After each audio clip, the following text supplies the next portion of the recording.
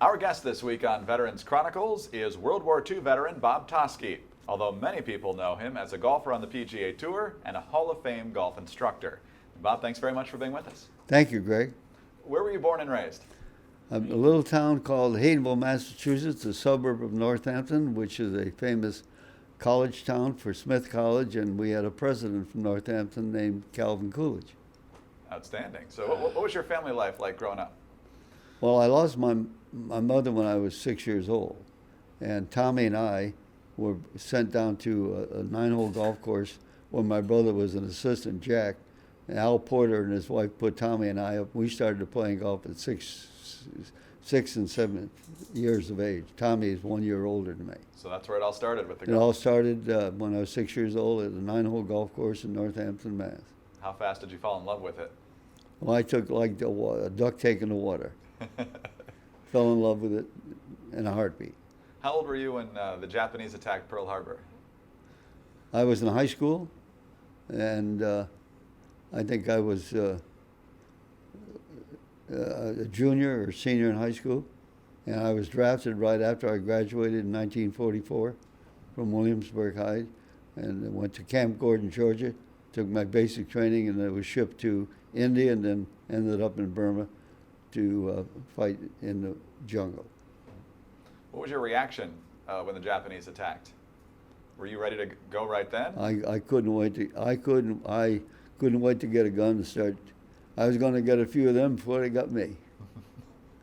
So, You became very patriotic. Right. You were incensed at what you'd seen on a Sunday, watching all those planes fly over and killing all those soldiers and sailors and Marines and all those people that were at Pearl Harbor.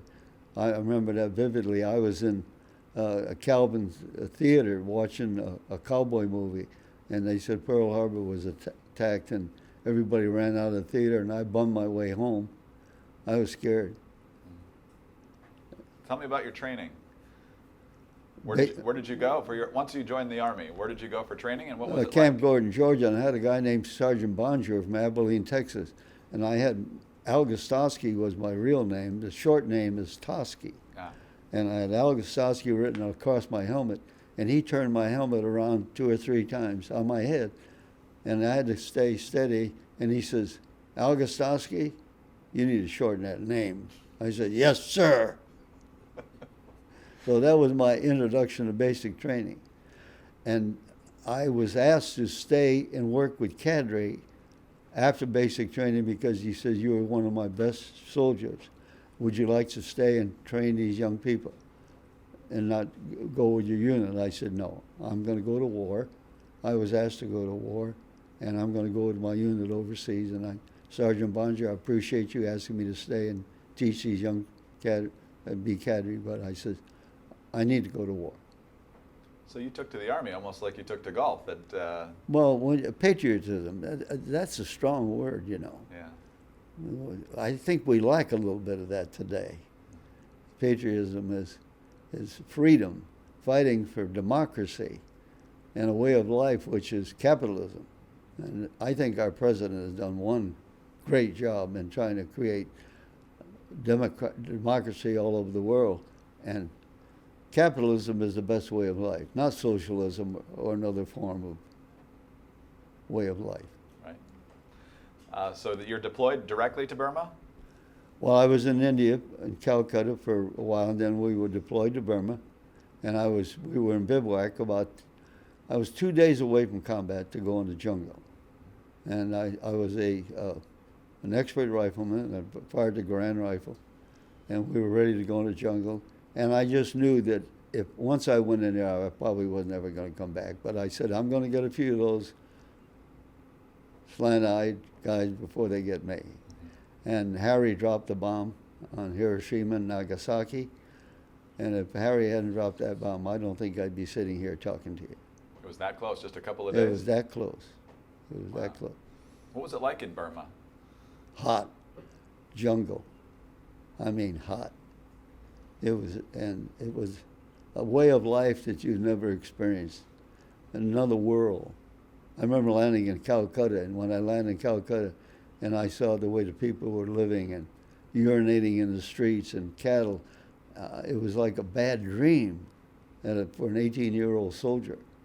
And it's amazing. It'll change your way of thinking in life when you've left a great country like the USA of America.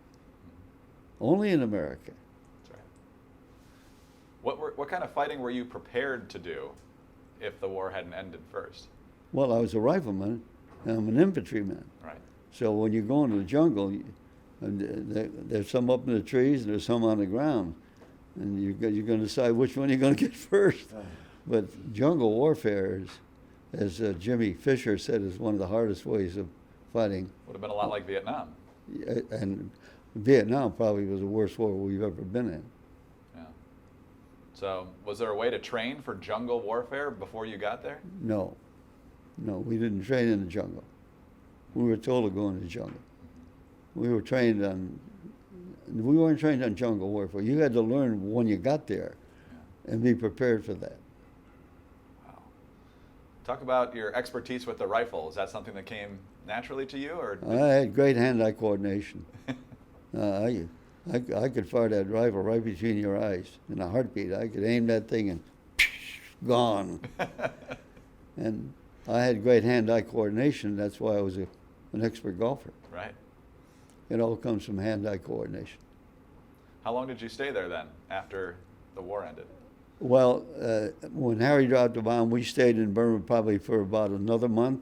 Then I was transferred to Calcutta, and I was in Calcutta, worked in the embarkation debarkation division, and they had a tournament called the CBI Championship, China, Burma, India All-Service Tournament. And I won that thing at 18 years of age. I beat a guy named Glenn Teal, who went on tour, on an American tour when he got back home. So when I won that tournament, there was a guy named Colonel Craig Smizer who was running the embarkation, debarkation, and a golfer, and he was a West Point graduate. And all of a sudden I get a call from him to come to his office, and he says, "You're the young man that just won the CBI championship?" I said, "Yes, sir." He said, "Do you know anything about golf?" I said, "I think so." I said, "I have 3 brothers that are golf pros, Tom and Ben and Jack." And he took out a 5-iron and said, "What do you think about my grip and my golf swing?" And I said, "Colonel, we can't learn anything here. We have to go out on the golf course and do that." He said, "I'll see you at 10 o'clock tomorrow morning." And he picked me up in front of the barracks, and we went out and played golf, and I taught him how. And we became very close friends. In fact, I gave him the putter that I won the World Championship when I won at Tamashana, and he was in Colorado, and I was on an exhibition tour, and I gave him that putter that I won with, and then he passed away and left it to his son, and his son called me and wanted to know if he'd give it back to me. I said, "No, you keep that. It's a great storyteller." It's amazing. How was his game? Did he just need a little tweak, or need a lot of tweak? No, Colonel Smizer was a good player. He was tall, good-looking, like one of the great actors, and he really endeared himself to me, and I ended up being a tech sergeant in less than 6 months. He was paying me off with stripes. What was your reaction when you found out the war was over? I'm sure on one hand you were glad you didn't have to fight, but you'd been itching to fight for a while as well. Well, I was ready to go. I think, patriotism is such a great feeling. When you see what happened at Pearl Harbor, we were young and ready to go. And when I went back to Calcutta and met all the veterans that were in my barracks, telling me these stories about how they survived, and some of them were wounded, it made you really realize how lucky you were not to have been in combat and survived. Then you count your blessings. Absolutely. And the fact that that was where you were based shows how much territory the Japanese had conquered, and the amount of misery how that about they had created. how about the film The Bridge on the River Kwai, and all the death mark, the Bataan death mark? I didn't want to be a part of that. Oh no. Oh no. But 18 years old, can you imagine? Just out of high school, and you didn't join; you were drafted. Right. Yeah, a lot of them didn't come. So wonderful memories, really. You stayed in touch but with a lot of those guys? mixed memories because of all the ones that never came back. Right. So, How long were you in theater altogether? well, I was in the Army for about 2.5 years. Okay. And how long were you in Calcutta or Burma? Most of the time. Most of the time? I was there most of the time, yeah. Okay. It took us 30 days to get by transport from New York to Calcutta. And I had a free trip around the world because I went to Calcutta in Burma by the East Coast and came back to the Aleutian Islands and back to San Francisco. Okay. And probably my greatest thrill was when I saw the San Francisco Bridge, and I knew I was coming back home to America. What was the welcome like when you got home with that ship, when the ship came into port?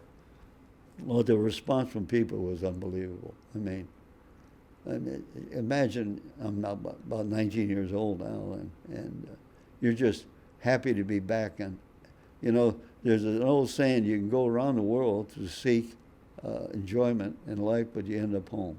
Mm-hmm. That's why I ended up home. Absolutely. My father used to say, "Sonny boy, there's no place like home."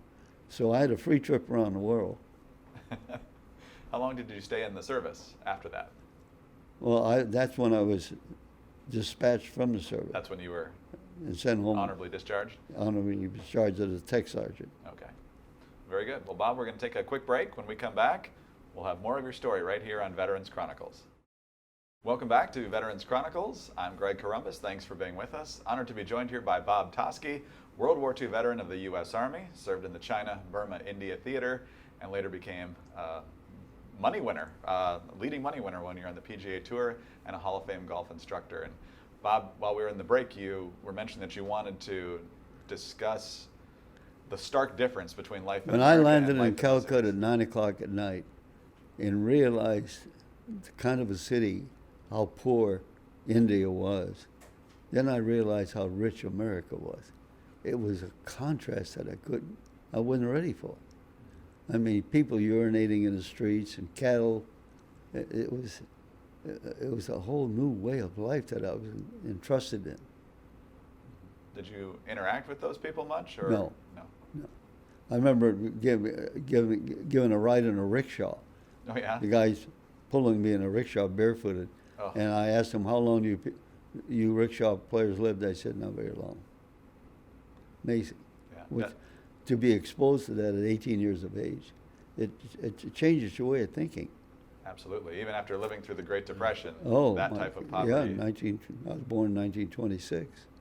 So Great Depression poverty was not even enough to prepare you for seeing that. Exactly right. Wow. So when you come home, what do you do next? Well, I became an assistant to my brother Jack at Northampton Country Club, and started playing well in the Western Mass area and beating all the pros. And they were saying this young man's probably got potential material to go on the tour. So I started on the tour in 1948. I went broke twice. Only played 2 winter tours. Played a 48 and 49. Didn't play any summer tour. Didn't have enough money to go on the summer tour. So finally started that I earned enough money to start full time in 50. And in 54, I became the #1 player in the world, winning 4 tournaments that year. I won about $65,000, a little over that. But if you won 4 tournaments now, you'd win about 6 to 8 million. Right. I'll take today's. What did the winners of the players get a couple of weeks ago? Almost $2 million for one Almost 2 million, yeah. That's It's amazing. amazing. I remember giving my caddy $1,500 and he cried. Is that right? Yeah. That was a lot of money then. Oh, yes. A lot of money. Yeah. That's a year's salary almost. He Then, gave me right? $1,500. It's amazing. So, when did you? Let me go in this direction. Do you think your military experience helped with your golf game? Discipline? Any aspect of the military life that helped with golf? When I won the CBI championship, I had a good golf swing, but didn't realize how good my golf swing was. Now that I look back, I had a hell of a golf swing. My fundamentals are good, but I was too young. No one ever told me I was that good or that great. My brother Jack used to teach me, and when I tried to change my grip, and I said, Jack, I couldn't change my grip the way you want me to. I started crying, and he threw the towel at me, and he said, when you get through feeling sorry for yourself, we'll start all over again. It was tough love. But I learned the good fundamentals of a golf swing, starting from the grip, posture, ball position, pace, timing, rhythm, sequence of activity from the upper and lower part of the body. And at 120 pounds, I became the lightest, best player in the history of the game to lead the money-winning list. 120. I was 120 pounds, beating guys twice my size, and they kept saying I was a lucky SOB, and I said, no, I'm just smarter than you are. You were hitting it straighter. I knew how. No, there are three ways to play golf. You curve it right to left, left to right, and hit it straight. And if you're that three-dimensional, it's like a pitcher that's got 3 or 4 pitches. What if he's only got 1 pitch? He's history. Yeah.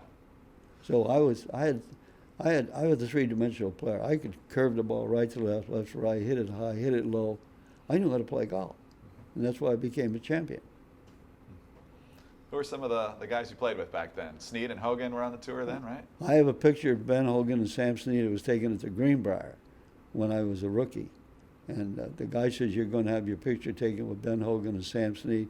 And here I'm in the middle of Ben Hogan and Sam Snead. Hogan's got his left arm around my shoulder, and Sam Snead's fooling around with his hands, telling me why he missed short putts. And that picture I'll keep forever, because here I was, a complete rookie, being introduced to 2 of the greatest players that ever lived. So the 50s are the greatest years of my life. I mean, I played with all the great athletes in the 50s. You name them: baseball, football, basketball, soccer, track. Really? And they said this was the hardest game that he ever played, because it's a stationary object. Every other sport, you react to a moving on. You don't have time to think. Mm-hmm. It's all reactionary, like shooting a basketball. Right. Oh, that ball sits right there, and it says, you think you can find me?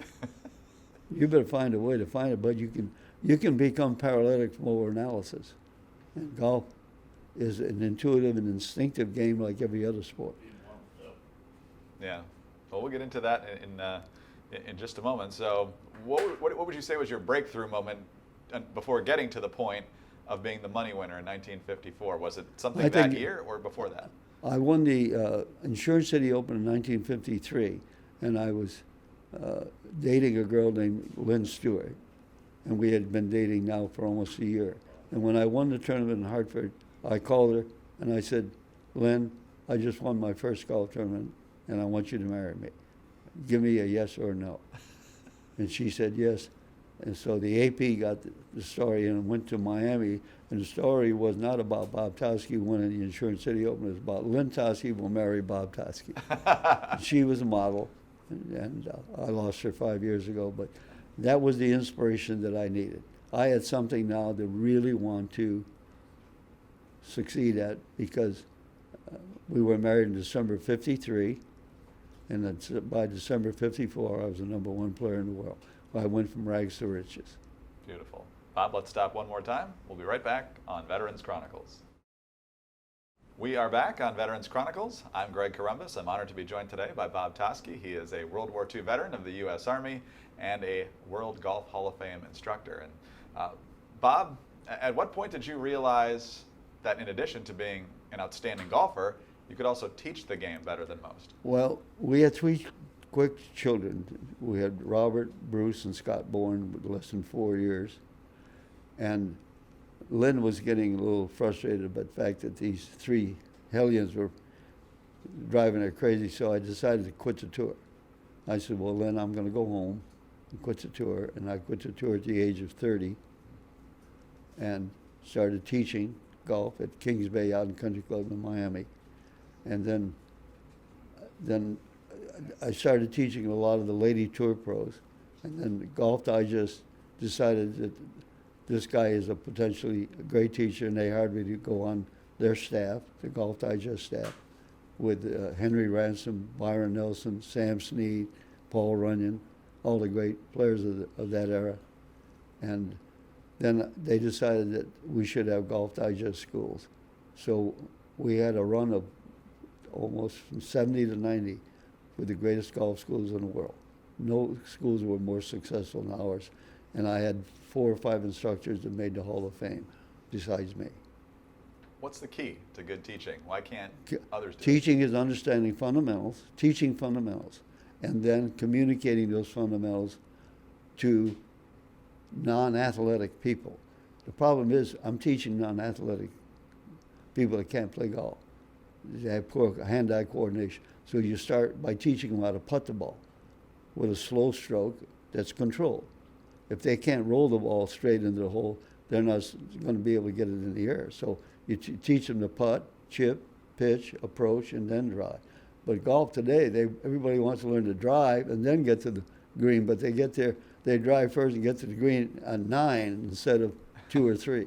So the system of teaching is learn to crawl before you walk, learn to walk before you run. Drive for show, putt for dough, right? No, you drive for dough too. If you don't drive it in the fairway, I don't think you're going to make a lot of dough. These guys drive it so far offline today, Greg, because their club head speed is 120, 130 miles an hour. Mine was a little over 100 miles an hour for my size. I was getting over 2 yards per pound. But they drive it so far offline today. If you play with Byron Nelson, who I thought was one of the greatest players that ever lived, and they said he was in his own divots on Sunday. That's how straight he drove it. If you drove it 5 or 10 yards offline and played with Byron, he says, you need to go back to the practice scene and learn how to drive. Today, Mickelson and Tiger, they're knocking 40 or 50 yards offline because of the club head speed. And the faster that club head travels, 1/64th of an inch deviation of impact, that ball's going to go offline. So the game of power sometimes isn't under very good control. You got 14 clubs to play 18 holes.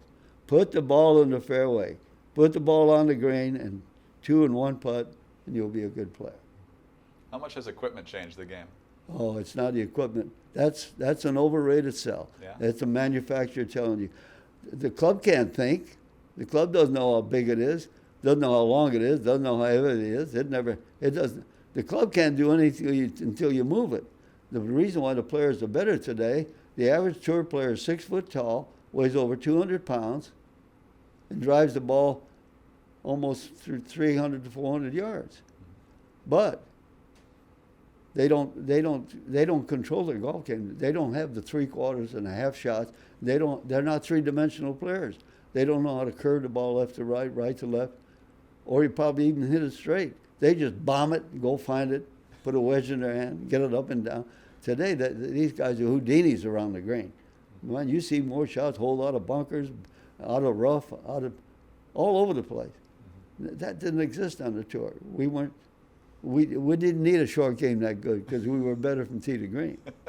Greens in regulation were better then, huh? You got it. Okay. Who had the best swing you've ever seen? Well, there's a lot of great golf swings. Sam Snead had probably one of the greatest swings he had. Byron Nelson had a great golf swing. You got Tiger Woods had a great golf swing. There's so many great swings out there, but what can you do with a swing that everybody says, well, you got a beautiful golf swing, but a guy says, well, don't you make a number with it? You can have a beautiful swing, but if you can't make a number, they don't pay you for help. They don't pay you for form. They only pay you for one thing. How low a score did you shoot? Yeah. Who are some of your favorite clients? You mean professionals or amateurs? Professionals, yeah. Judy Rankin became my first woman client that I taught and made her famous. She now teaches on television. Right. Bertie Kim,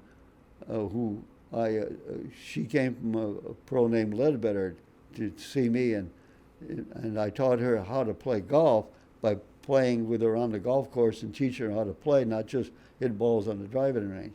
And she won her first tournament, and it was a major. I don't know if any other student that I've ever had or a student that has won their first tournament, and it was a major. That's and pretty. That's that pretty was special. Bertie Kim. Yeah, that's amazing. So I've had a lot of great. I've had a lot of great students. Tom Weisskopf, Tom Kite. I can go on and on. But you know, the fun I've had in teaching golf is not teaching tour pros. It's teaching the average handicap player that can't get it off the ground to get it up in the air. When he finally gets it in the air, and he knows where it's going, they think, oh, man, you're like God, because you've improved their ability to play golf with some degree of control and consistency. So that's really my claim to fame in my golf skills. My father-in-law has read a lot of your advice over the years, and as soon as I told him I was talking to you, he said, oh, the grip. Don't kill the bird and don't let it out of your hand. Yeah, it starts with your hands. An ounce of touch is worth a ton of brawn. And if you don't find it, you'll be there till dawn. What's it like playing at venerable institutions like Augusta National, or even just in a major? Well, when you play in a major, the attitude changes in that the courses are going to be more difficult. You know, when you play in a major, that the venue, the course are going to be set up so that they don't want you to break par. The National Open is the one venue where they don't want you to break par. If you can stay around par or go under par, then you're a hell of a player. But today, these players are hit it so far that they're trying to lengthen the golf course, but it doesn't. Sorry. Oh, you just answered it. You didn't hang it up. You just answered it. You need to hit the red button on there. Okay. What was that? Go ahead. Now, where was I? You're talking about the majors. The U.S. Open is the toughest. Well, I'm glad I didn't do that, Bob.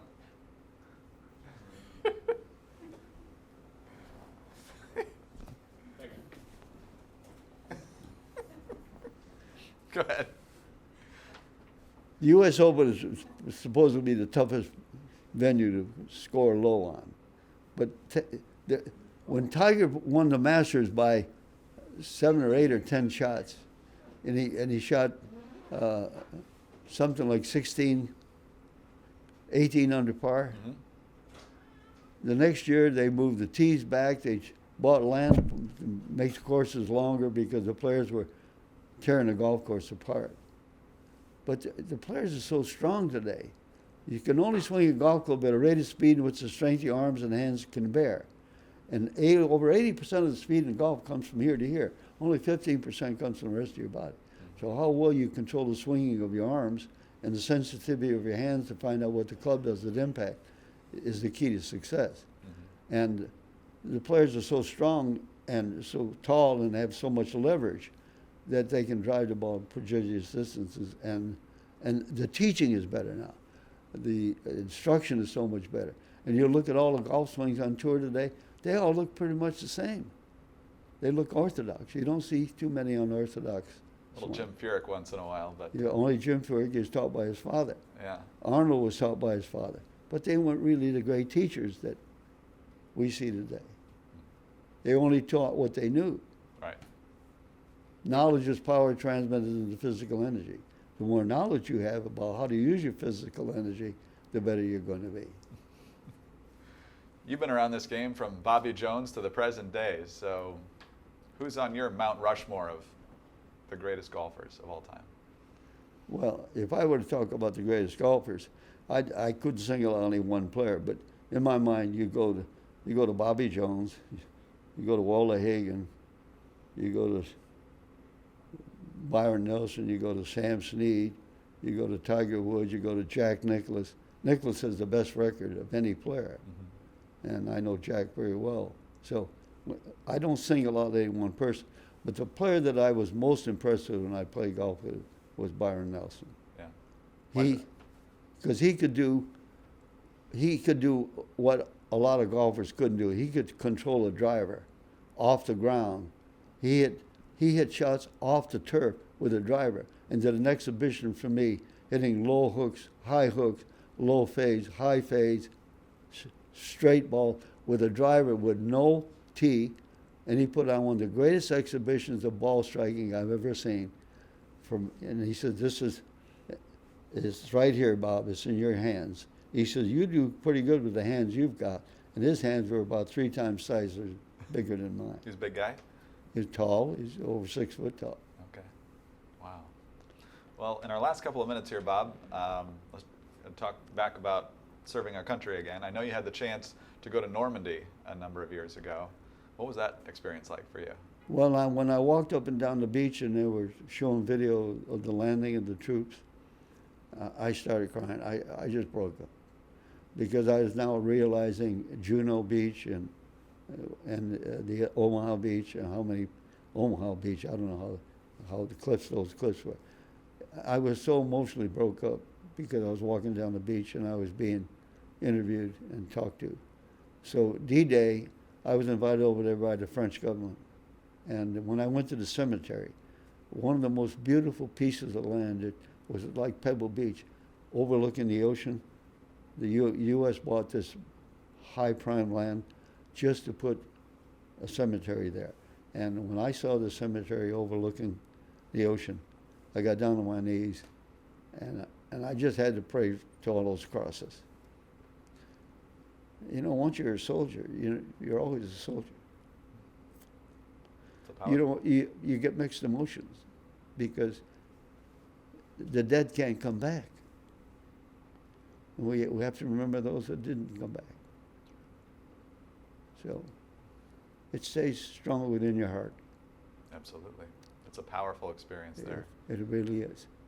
What does it mean to you to be part of the Memorial Day activities in Washington with these great people you're going to interview with? Yes, sir. The guys from the Marine Corps, and these guys are something else.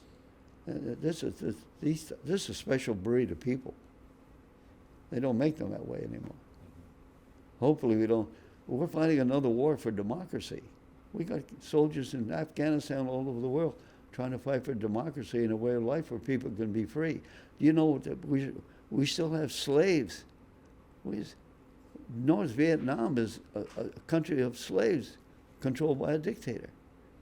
We've got to eliminate slavery and create democracy and a better way of life for people.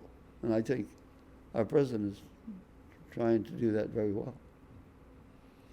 You've explained very well the power of patriotism, how that inspired you to serve, and how that still inspires you today. What else do you think of when you think about your service to our country? That I'm glad God spared me and gave me a way of life through golf to be successful as a player and teacher. And he gave me a body to play golf with that was very slight and very small. And he says, let's see what you can do with it. And I went on to prove that this was my way of life, and that was my chosen vocation.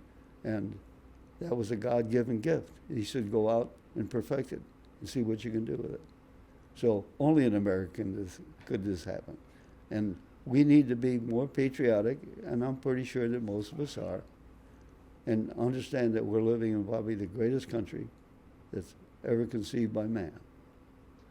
Talk briefly about the brotherhood in the service. What was it like at the time, and what was it like even in the many years after you left the service? Well, when I came back from Burma and we were all in these barracks, I had all these old veterans plus all these youngsters like me. Mm-hmm. And the camaraderie between the older and the younger guys, they used to tell us all these stories about combat and how they lived their life and how you were lucky that you didn't have to go into combat and so on. So you intermingled with soldiers and people that were surviving the war, and so that matured you to a sense of awareness that you were lucky not to have been one that was killed and survived. So at 18 years of age, it's amazing what it does to you. You grew up in a hurry. Oh, big time, big time. You were a different person than when you got deployed. You better believe it. When I came back home, I went from 18 to 30 fast. And an amazing career that followed that. Bob, it's an honor to have you with us here in Washington this weekend. I'm so honored to be here and to be with all these veterans and to enjoy the festivities and to be watching the parade. There's nothing like a great parade. It does something to you. But I think when I hear the word TAPS and I have to place a wreath on the wall, I hope I can survive that without breaking down too much. If it happens, everyone will understand. Thank you. Bob, thank you again for your time today. Thank you. Bob Toski is a U.S. Army veteran of World War II. He served in the China, Burma, India theater, and of course he was the leading money winner on the PGA Tour in 1954 and is a member of the World Golf Hall of Fame as a teacher. I'm Greg Columbus reporting for Veterans Chronicles.